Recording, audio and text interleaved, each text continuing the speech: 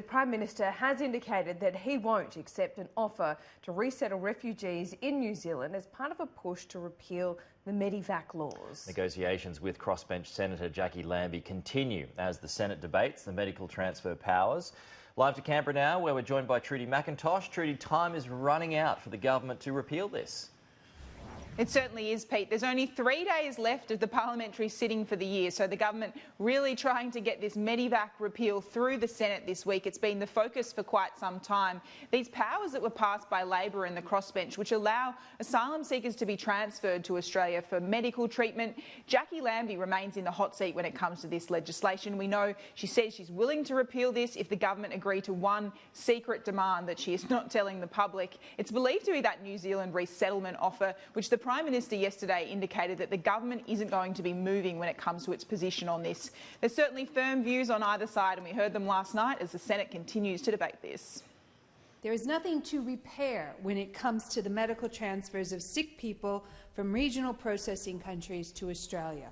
These people are queue jumpers, trying to beat the system and get an advantage over the people who follow the rules. Most decent Australians understand that this is a decision that should be left to medically trained and qualified doctors. It's about dismantling the offshore processing regime. And Trudy, we haven't seen a good protest outside Parliament House for a while. We certainly got it yesterday with thousands of farmers descending on the lawns of Parliament House. They're demanding an end to the Murray-Darling Basin Plan.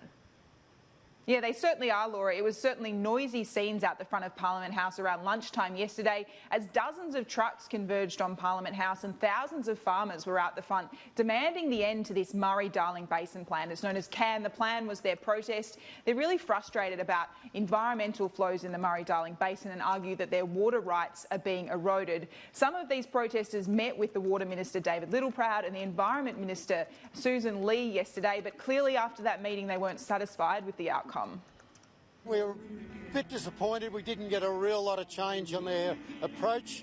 What we did get is Susan's going to come out and look at environment issues that we brought up, but there isn't much water there that they said they would commit to, and Littleproud really was saying that it's up to the states. They're the ones that control it and they couldn't override what they do. The Water Minister points out that scrapping this plan wouldn't add any extra water to the basin, and also worth noting that the National Farmers Federation haven't backed in this protest. They argue more needs to be done to reform the basin plan as opposed to scrapping it entirely. The Senate has started to debate the contentious medevac repeal as the coalition hopes to end the year with a political win despite Labor's resistance. But the government is also facing resistance outside the Parliament, where a convoy of frustrated farmers has convened on the front lawns. The coalition hoping to get traction on its bid to repeal the medevac laws after its union-busting bill was rolled by Pauline Hanson last week. This time needing Jacqui Lambie's vote to wind back the medical transfer regime for asylum seekers. The laws passed against the government's wishes in February. Now in the final sitting week of the year, the Senate debate to overturn them has begun. Every individual senator has to make a decision whether they stand on the side of stronger national security or weaker national security. Denying people medical care is un-Australian.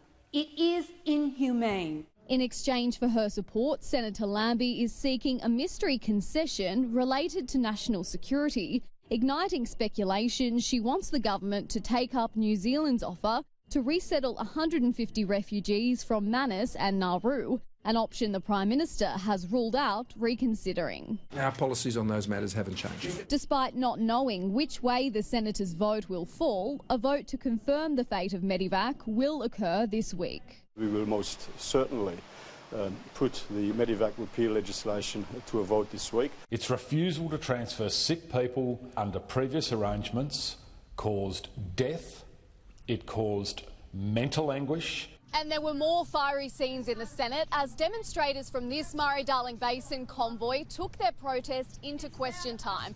Frustrated farmers were thrown out of the chamber after hurling abuse at Agriculture Minister Bridget McKenzie.